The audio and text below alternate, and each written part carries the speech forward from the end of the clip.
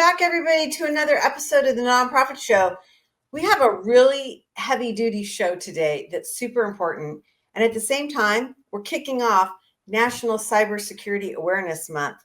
So we do have the man of mystery, Michael Nouguier, partner from Cybersecurity, Richey May. We always get him to come on air with these like man of mystery glasses. And is it actually Michael? Is it Michael? Is it a cyber dude? Is he like coming to help us or hurt us? We don't know. These are the big questions for the Nonprofit Show. And we along have a new guest, and he's come to us in all of his normal glory, Tony Rehmer. He is the Senior Vice President of Information Technology, or IT, at the illustrious Children's Miracle Network. So Tony, welcome. Hello, Julia, and hello, Michael. It's good to see you guys again. Yeah, it's going to be a lot of fun. Okay, Michael's like overheated here with this, like his man. I breathe through that. I know, but you need a black hoodie next time, Michael. Yeah, I'll do that next time. Oh my God, that's true. That's true. Michael, this is a really interesting thing because over the months that we've been able to chat with you, you've talked about the cultural aspect of cybersecurity. And so we wanted to drill down on this. And I think it's just going to be a really interesting way to kind of frame up how we all need to be working together. And so I'm just delighted to have you here. We have amazing partners that allow us to have this conversation. And that's Bloomerang, American Nonprofit Academy, Staffing Boutique, Holdings Nonprofit Banking, Interim Executives Academy, Your Part-Time Controller, Fundraisers Friday, and JMT Consulting. I'm Julia C. Patrick, CEO of the American Nonprofit Academy, but more importantly, our two guests, Michael Nouguier, partner with Cybersecurity Services, say that fast 5 times, at Richey May. You can learn more about Michael and his team at richeymay.com. And then Tony Rehmer, as I mentioned, he's with Children's Miracle Network Hospitals, and he's the Senior VP of IT.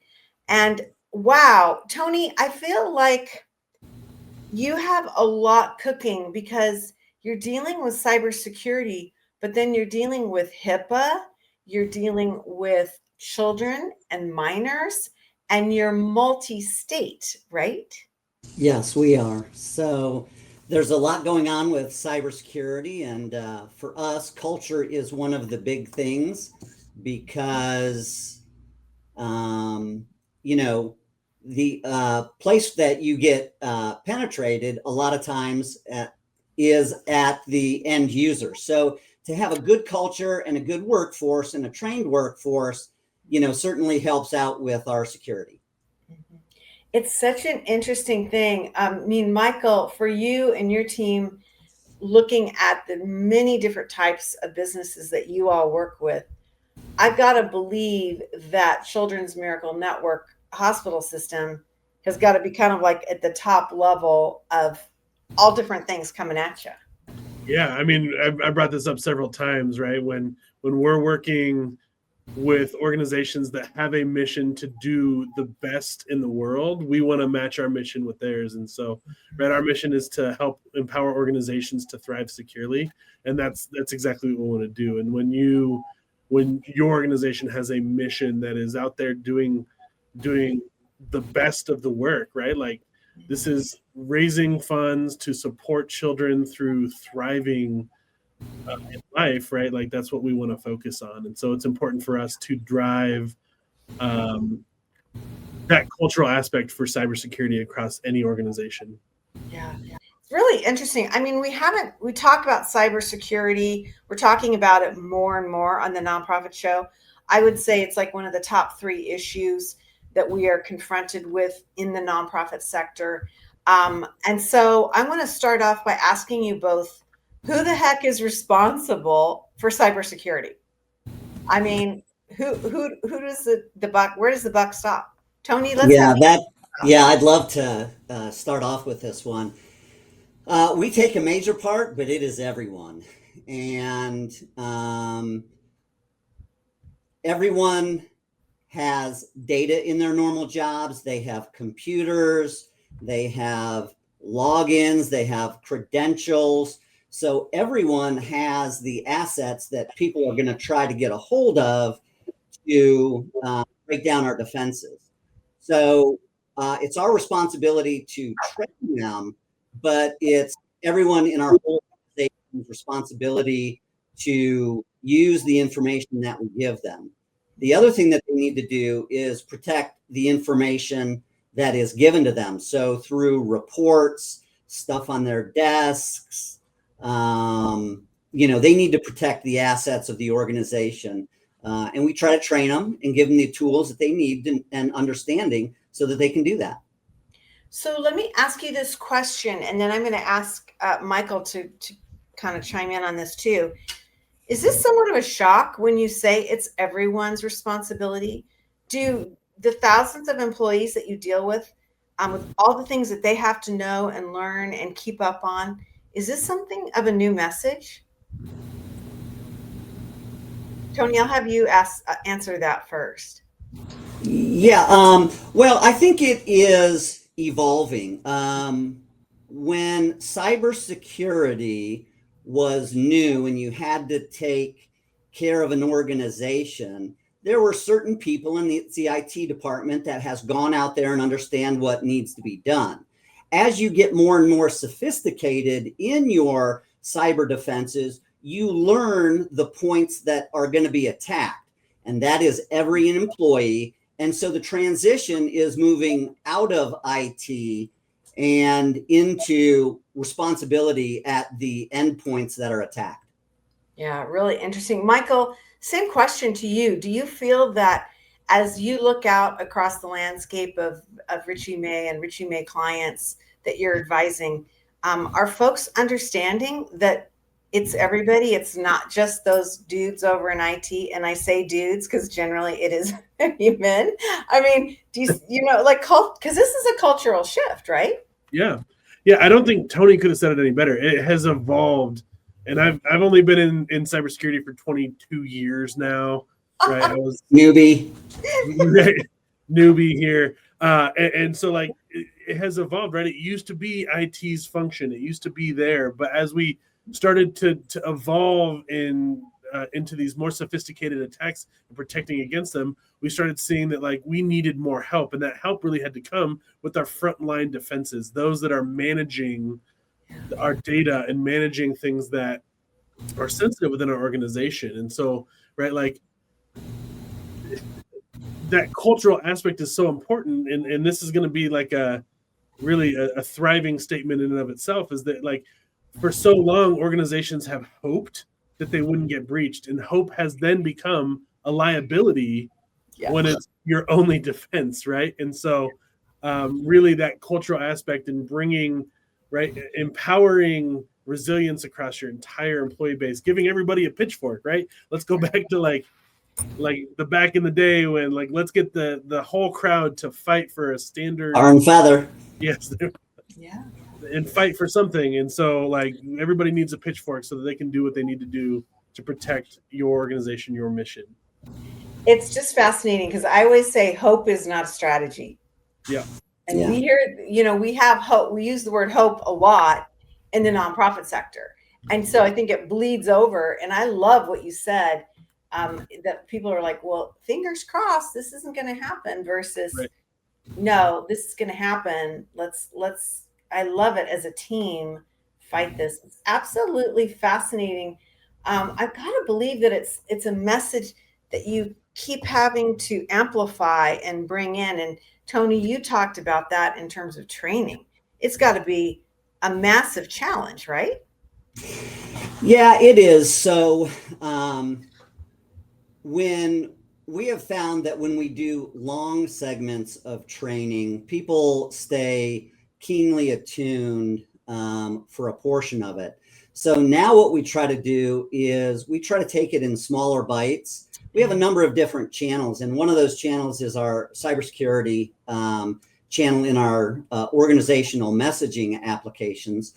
And we try to deliver it in smaller bites now. We'll take real world examples. We encourage staff to share, what they're seeing, and it gets a conversation going, and it's a great learning that is very, very organic in nature. Yeah, I love that you said that. I think that's really magical because, yeah, it's easy to kind of like have your eyes glaze over if it's just too much versus the, consistent but short snippets. I just think that's where societal brains are going, right? And so I think And that's how we started, though, was with longer segments to fulfill our PCI requirements. So we did it as a checkbox, but after you know and understand and learn about your culture, that's not how people learn best, and that's not how they're best trained. So we've modified our approach to be more effective. yeah, really interesting. So let's dig down a little bit into making this part of a culture and part of what everybody's talking about on the good days and the bad days.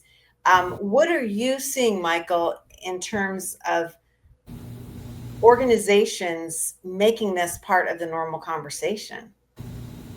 Yeah, I think we're starting to see it crop up more as a part of a mission statement and a value proposition for organizations, right? Which is we want to do XYZ securely, or securely do impact XYZ, right? And so that being a part of the mission, right? Because if we're not protecting our clients, our customers, our constituents, our donors, right? Like we're not going to survive that long. We're not going to thrive.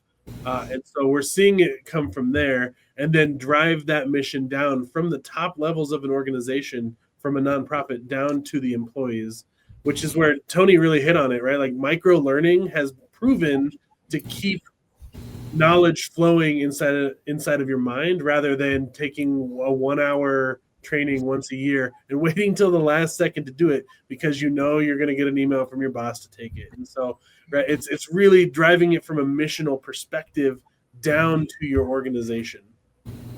Really interesting. And I'm going to start looking for that because this is the time of year and then moving into the beginning of the year where we start to see refinements and mission statements. This is going to be really an interesting thing. Thank you for bringing that up. I'm going to Michael, you said something that I just want to touch on really quick is it starts at the top. And our president and CEO is Dr. Amy Daly. And she was here only 6 weeks when some of the staff were getting smishing messages. And so someone forwarded one of the messages to Dr. Daly, and unsolicited from the cybersecurity department, she sent out an all staff email. And I can't tell you how that helps when she is an advocate. So she is just not talking the talk of security. You got to take this training. She's actually getting out there and doing it. And it has such a positive effect on our culture. And it opens it up and gives people the license for them to be able to comment and talk about it. And it's just a great boost for our security culture. Yeah, that speaks heavily to the culture, right? It pushes away that do as I say, not as I do mentality, which we do often see, right? Like I've been a part of consulting engagements where the CEO said, yes, I want every employee in this organization to have multi-factor authentication, but if you put it on my device, I will fire you. Like I don't want Yeah, that. Dr. Daly is actually living our security culture. So that's a big one. Which is awesome to see. I love that. I think that's amazing. Before we move on to our next question, would you help remind us what smishing is? Smishing is a form of phishing, and phishing is when an email is sent trying to compromise an end user. Smishing is with text messages, and they try to do the same thing, but it's just a different channel to reach the end users. Great clarification. And to speak to that just a little bit more, it commonly happens when there is new leadership announced on through PR, newswires, LinkedIn, right? When there's new leadership, it's that people will commonly see that, and threat actors will send out text messages to any phone number they can if they think it's there and say, hey, this is Amy, the new CEO. I need you to do something for me. right? And who's going to argue with that? Nobody knows that person that well at this point. So yeah, thank you for sharing that line through, because that's frightening, but it's so logical. It's just so logical that this is how it works. And wow. So let's move on. I mean, I love the story about your CEO, Tony. I think that's magical, but not everybody is excited about this. And how do we get our C-suite and our board? Because for a lot of organizations, this is a heavy financial lift. You've got to Yeah. get board approval to make these investments. How does that work with your organization, and how do you see it working across the nonprofit landscape? Well, Michael said that there's hope, and then there is a strategic attack about cybersecurity, and we have chose to strategically, address it proactively. And so the responsibilities of the board, president, and CEO are different the responsibilities of myself and my staff. The board is to make sure that we are funded to appropriately protect ourselves, and culturally, our president and CEO does a great job of creating the culture.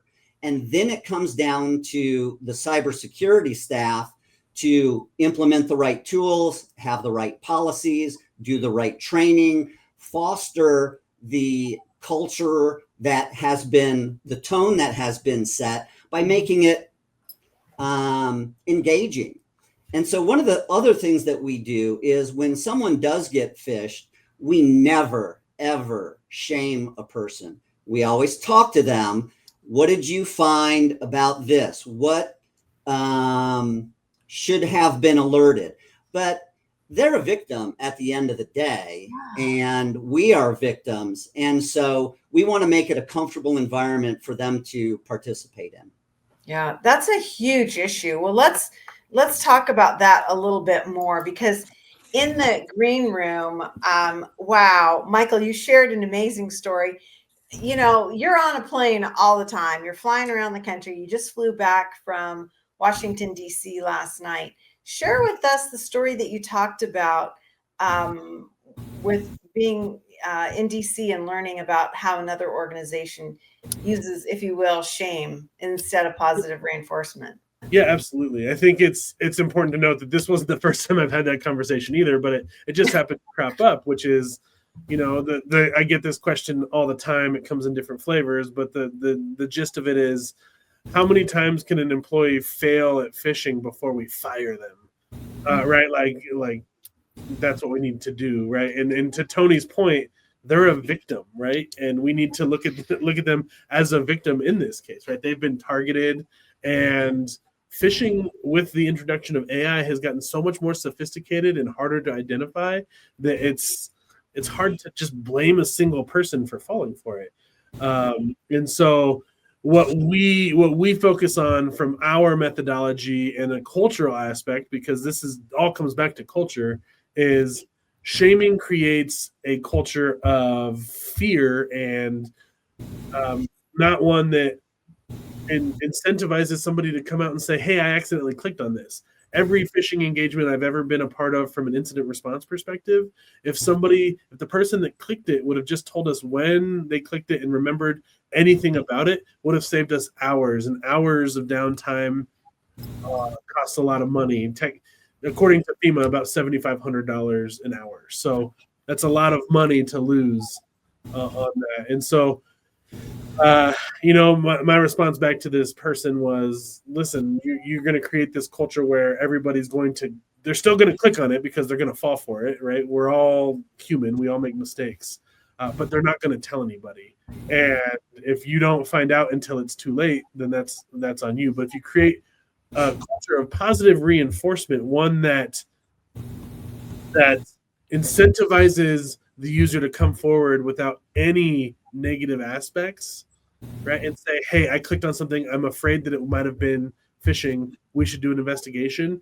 You're already hours ahead in in preventing true damage from happening. And so, right, like we got into it, and he said, "That's interesting. I've never thought of it that way." But time and time again, we see this with just raising children, with raising, like, training animals, right? Like, positive reinforcement goes a lot farther than negative aspects with that. So, Right. Yeah, Tony, Michael. yeah, Oh, go sorry. ahead. No, Tony, go ahead and comment on that. I'm interested to hear your Michael, perspective. you touched on something. Culture is something great to look at, but the net effect needs to be a more secure organization. right. And at the beginning, so I want to talk about the net effect and how the culture actually saved Children's Miracle Network. At the beginning of COVID, we were monitoring the normal government channels that we follow, and there was reliable evidence that was released that Russia was going to be attacking any hospital that could come up with a cure for COVID, because Russia would benefit politically and economically. And the name of our organization has hospitals in it, Children's Miracle Network Hospitals. And so they bought a set of credentials on the dark web, and they got onto someone's email. So they were in this person's email box. They went into the sent emails. They deleted the body of the email, and they inserted their payload, and they redistributed the email. So now it's got this payload that they wanted someone to click on. We were notified within 5 minutes of the first email being sent. At that point, we could start to take countermeasures. And when we started to take countermeasures, they knew that we were onto them. So the net effect is huge. We had a culture that responded immediately, and it saved us, because I don't know, I'd like to think that we've got great security here, but how long could we have defended against the Russian government? I don't know that. But on that day, because of our culture, we were able to. Amazing. That is an amazing story. And I think it's just fascinating to align it back to culture. And Yes. I mean, just really fascinating. I've got to ask this last question. How long did it take you as an IT department to figure out that this was a cultural issue, that it had to go outside of your own team? What did that look like? Yeah, like I said previously, there was an evolution in it. And when we started with cybersecurity, we started as techies, and we started to, listen to OWASP and implement OWASP and, layer this tools. As we got more sophisticated, so your question was when, I would say it aligned when we had a full-time person starting to focus on cybersecurity. So in our youth with cybersecurity, it was department by IT department by IT department. The data department was responsible for their security, software with theirs, network with theirs. And the transformation really came when we had a dedicated department and individuals in a cybersecurity department to look at it more holistically instead of being siloed in departments. And I think one good way to round that up is the moment you found a security champion, whether it's a dedicated role or not, somebody to go to all those departments and champion security across it, right? Whether it's a technical department or not, that's when I think you start to see that evolution into a more cultural aspect. Michael, I think that's fascinating. And I want to kind of finish with you. Is it seems to me like you need a strong communications partner as well. Somebody that can help articulate, make it sexy, make it fun, kind of help you with messaging, right? Is that fair to say? Yeah, like nothing against the tech world and those with, that we push our glasses up, like super techie, but like we're not necessarily the best communicators in the IT world, right? We're very technical and we speak to computers, right? And so having somebody that has the eloquence to communicate this moving forward is vital to the success, I think, right? Somebody that that can be that partner that can champion security, but can also communicate and speak multiple languages, multiple codes, right? Like I can speak to the business side, I can speak to the technical side, I can speak to individual sub departments and let them help them understand the importance of cybersecurity. Well, it's like Tony said, you've got, the people doing their own thing with their silo, whether they be in fund development, they be in programming, marketing. I mean, just goes on and on and on. Facilities management, right? Right.